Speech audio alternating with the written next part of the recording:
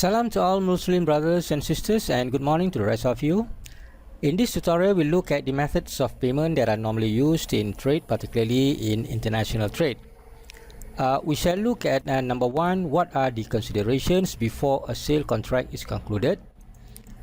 Second, we look at various types of payment and how they operate in terms of flow of documents and payment, and important guidelines governing some of the payment types. Before a buyer and a seller engage in a trade transaction, both parties must first get into a discussion or negotiation process to reach a mutual agreement on things related to the trade. First and the most important is, of course, agreement on the goods. This is the main subject matter to both of the parties. Secondly, delivery aspect, how to deliver, when to deliver, and where to deliver. And thirdly, safety of the cargo or goods, that is insurance.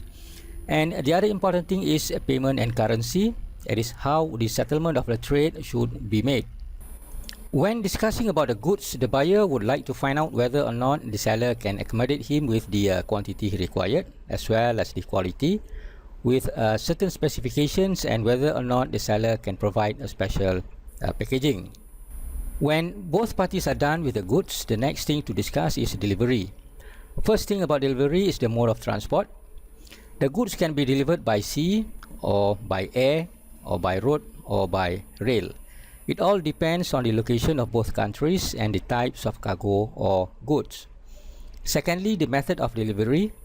The goods can be delivered at the country border, either border of the seller's country or border of the buyer's country.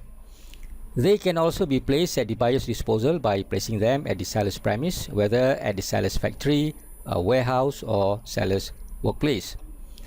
The goods can also be delivered at the other named place like airport or port.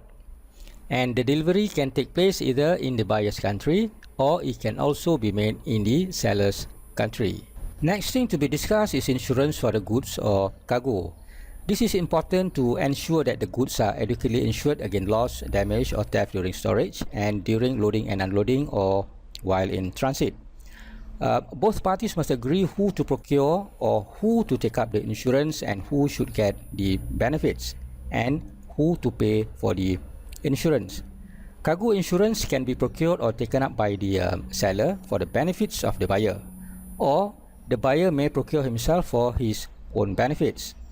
All this will depend on the use of the trade terms or Incoterms, for example, ex-work, FOB, CIF, and etc. I will explain and illustrate in details on Incoterms in the next tutorial. When both parties have finalized on the insurance, the most important aspect to the seller, that is payment, must be finalized and agreed upon by both parties. There are many ways of how the payment can be made in a trade transaction. Both parties may agree on, for example, advance payment, or open account method, or consignment method, or perhaps collection or letter of credit. The choice of which method is to be used largely depends on few factors. Firstly, business relationships. This will depend on whether the buyer is a first-time customer to the seller, or a regular customer, or seasonal customer.